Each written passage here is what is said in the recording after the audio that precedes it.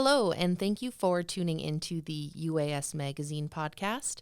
I'm your host, Danielle Piekarski, and today we are joined by Guy Barni, Managing Director at Exyn Defense. Welcome to the podcast, Guy. How are you doing today? Thanks. I'm doing great, Danielle. I appreciate you taking the time to have me on. Of course. Yeah, we're happy to have you. So to get started, could you tell our listeners just a little bit about yourself and what you do in your role at Exyn Defense? Sure. I guess the quickest way to describe myself is I'm a former Air Force C-17 pilot turned entrepreneur. And now, like you said, I head up Exyn Defense, which is the defense spin out of our commercial company, Exyn Technologies. Awesome. Okay, thank you for that background. So, Exyn has spent years providing autonomy in some of the world's most challenging GPS-denied environments before launching Exyn Defense. Can you walk us through the journey and how did those commercial and industrial deployments prepare the company for national security applications? Well, and throughout this podcast, I'm just going to use Exyn to make it quicker. But when I say Exyn, it's known as Exyn Defense. So Exyn has been developing and deploying Exyn AI. And Exyn AI is our autonomy software that enables robotic systems to understand their surroundings, navigate safely, and accomplish their mission independently in complex environments where GPS and reliable communications simply aren't available. And we've proven that technology in some of the world's most challenging environments. Things like underground mines, industrial facilities, tunnels, and other places where traditional navigation simply doesn't work. Our commercial customers weren't really interested in flashy demos. They expected our technology to perform day in and day out, in darkness, dust, confined spaces, degraded visibility, and ever-changing conditions. And so it's those real-world deployments that forced our autonomy to mature in ways that we could never replicate it in a laboratory. And so when you look at many of today's defense missions, the parallels are, pretty obvious, I think. Whether it's operating inside buildings, aboard ships, underground, in contested environments, those same fundamental challenges, still exist. And so Exyn AI has to perceive its surroundings, determine exactly where it is, build a map in real time, safely navigate, and accomplish all of that with either minimal or even zero operator input, depending on the mission. And so that's why we've launched, Exyn Defense, which really wasn't about reinventing our technology. It was sort of the natural evolution, from where we began. And we're taking autonomy that's already been proven under real world conditions and applying it to some of the DoD's most challenging missions. All right. So the battlefield is becoming increasingly contested, especially in GPS and communications denied environments. How has that changed the way that defense organizations think about autonomy, and what capabilities are becoming non-negotiable?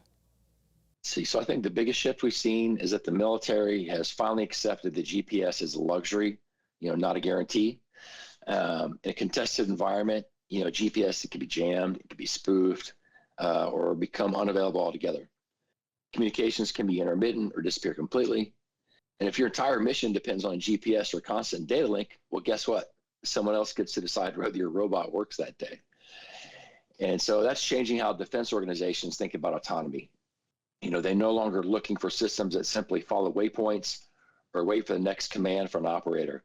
They need systems that can perceive their environment, determine where they are, build a map in real time, adapt to ever-changing conditions, and continue accomplishing the mission completely independently. As a result, yes, there's several of these capabilities are truly becoming non-negotiable. The biggest one, onboard perception. The software has to operate on board the robot. Real-time localization and mapping, intelligent navigation, and the ability to reason about obstacles and changing conditions, not just detect and avoid them. That's also a big shift. Those are the capabilities that allow autonomous systems to remain effective, even when the environment's not cooperating with you. And so I think the question, is no longer, can the operator control the robot? The question is, can the robot still accomplish the mission when GPS and communications are no longer available? Because at the end of the day, Autonomy is really no longer a convenience feature. For today's defense missions, it's becoming an operational necessity. Exactly. All right. So, while many people still associate autonomous drones with waypoint navigation or obstacle avoidance, how has autonomy evolved beyond those capabilities? And what does true mission autonomy look like today? Okay, funny story for you first. This is actually a lesson that I learned, in my career, a while ago. So years ago, I was the COO for Saxon Aerospace. We were hardware OEM. We manufactured fixed wing and aircraft and multicopters. And I created our marketing materials. And I said in those marketing materials, our aircraft are fully autonomous. And at that time, it was a case of I didn't know what I didn't know. And so looking back, what I was really describing was automation, not autonomy. And there's a huge difference. Automation follows instructions, but autonomy accomplishes objectives. So an automated system can follow waypoints, maintain altitude, airspeed, avoid obstacles, execute a planned route, follow a course. But if the environment changes, it still depends on the operator to tell it what to do next. In Exyn's case, autonomy isn't just about getting a robot from point A to point B. It's about enabling robotic systems to enter unknown environments, understand what they're seeing, build a map as they move, reason about obstacles and changing conditions, and accomplish the mission with minimal or zero input from the operator, depending on that mission. So what we're already seeing, why that matters today, another story, is we work with some special operators from different, special ops groups. And these guys love to use first-person viewed aircraft for close quarters reconnaissance missions to get situational awareness. And so when we're watching these missions and watching how they operate, they're incredibly valuable, but they also consume a lot of manpower. And depending on the size of the tactical element that's using the system, you got one soldier who's operating the robot, while another one or sometimes even two are focused strictly on providing security for the guy flying, let's say it's an aircraft or operating a ground vehicle. And so you may have just committed a significant portion of your entire team to operating a single system. Well, that's just not sustainable all the time. And so what we try and do, we imagine giving that same robot an objective instead of a joystick. And so we'll say things like, clear this building, map this tunnel, inspect that ship compartment. The operator can then just supervise the mission while the autonomy handles the execution. And that's really where we see the industry headed, from the operator being in the loop, what we call in the loop, where they're manually controlling the robot, to on the loop, where they can supervise the mission while the robot does the work. This reduces workload, increases the operational effectiveness, and ultimately it allows one operator to accomplish far more than they can today. Okay. As new autonomous technologies emerge, speed of integration has become just as important as performance. What should defense organizations and platform manufacturers look for when evaluating autonomy software today? Good question. There's certainly no shortage of companies talking about autonomy today. So I think buyers need to separate demonstrations from operational capability. The first question I'd ask is, where has this technology actually been proven? Has it been deployed in real world environments, or has it really only been demonstrated under ideal conditions? Because real operational experience matters. Second, I would look at how quickly it integrates. Defense cannot afford to spend years rebuilding an autonomy stack every time a new aircraft, a ground robot, a payload, or a sensor comes along. That software should be modular, it should be platform agnostic, and integrate quickly into existing programs. Let's see, third, I'd probably ask, what happens when the environment doesn't cooperate? Can it operate at the edge without relying on cloud computing or communications? Can it perceive, localize, navigate, reason about changing conditions, and continue the mission when GPS and comms aren't available? So I would say those are my top three that I think about. In an Exyn Defense, that's exactly the problem that we spent over a decade solving already. Because ultimately, autonomy shouldn't make the platform more complicated. It should make operators more effective and help customers field capable systems much faster. As much of today's conversation has focused on autonomy supporting operational missions, military readiness begins long before a service member enters the battlefield. How is Exyn Defense applying autonomous systems to modernize defense sustainment, infrastructure inspection, and the organic industrial base? So I actually love this question because it highlights a side of defense that rarely gets the attention it really deserves. When people think about military technology, they naturally picture aircraft, drones, ships, tanks, or soldiers operating in combat. But guess what? None of that happens unless an enormous sustainment enterprise is keeping those assets ready every single day. Every aircraft has to be inspected. Every ship has to be maintained. Every warehouse, depot, arsenal, and maintenance facility has to operate efficiently.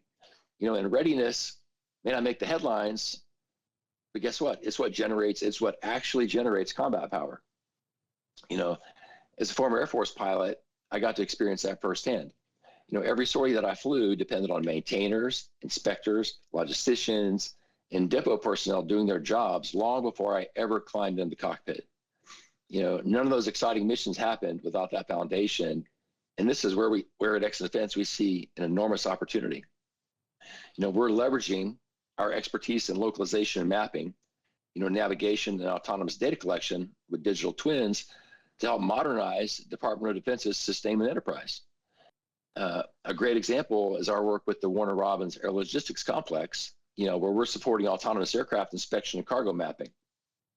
The objective of this program is not autonomy just for autonomy's sake either. It's about reducing inspection time, improving data quality, and helping Warner Robins return critical aircraft to service faster. And really, Warner Robins for us, and actually the OIB as a whole, is just the beginning. Across Department of Defense, there's a major effort to modernize the entire organic industrial base. So we're talking all of our depots, shipyards, arsenals, maintenance facilities. These organizations are under constant pressure to increase throughput, especially in wartime, and improve workforce efficiency and extend the service life of all of our critical assets. And we believe autonomous inspection, creating high fidelity digital twins, and intelligent mapping are force multipliers for those organizations. And at the end of the day, every aircraft that we can help return to service sooner, every ship that's inspected more efficiently, every maintenance decision that can be informed by better data, every hour that we can give back to our skilled maintainers contributes directly to national defense. And that's why we view sustainment as every bit as important as the operational mission, because again, readiness generates combat power, in our opinion. Well, thank you for sharing all of that. I think we've got time for one more question. So Exyn Defense is bringing autonomous technology into national security applications. What unique challenges do military users face, and what does it take for an autonomous system to be considered truly mission ready? I think the unique challenge for military users isn't simply operating a robot. It's being able to trust that robot when the mission's on the line. In commercial applications, if a robot has to stop because conditions change, that's just an inconvenience. In defense, however, it can put the mission and, more importantly, all the people relying on that robot at risk. That's why the bar for mission-ready autonomy is so much higher, because, again, it's not just about navigation, it's about trust. Can the system continue operating when the environment changes? Can it adapt to the unexpected? As the operator, can I rely on it to accomplish the mission without constantly intervening with the robot? For Exyn, mission ready means autonomy that's been proven under real world conditions, not just in a lab. So it has to quickly integrate across all air and ground robotic platforms, has to produce actionable information. Again, not just raw data either. It has to fit naturally into the current workflows that operators have, without increasing their mental burden. And so that's what we spent more than a decade building at Exyn. From underground mines, industrial facilities, and now in today's national security applications. We've been continuously refining or have been refined in some of the world's most challenging environments. Today, we're bringing that same field-proven autonomy to the Department of Defense. We're helping robotic systems go where humans shouldn't, operate where traditional navigation and communications break down, and still deliver the trusted intelligence that our operators need to make faster, safer, and better decisions. I say ultimately our goal isn't to replace the operator, it's to multiply what that operator can accomplish. And that's when autonomy becomes a true force multiplier. Again, we are speaking with Guy Barni, Managing Director at Exyn Technologies. Guy, thank you again for joining us today. And thank you, Danielle. We appreciate the chance to come on and speak with you guys. Of course, yeah.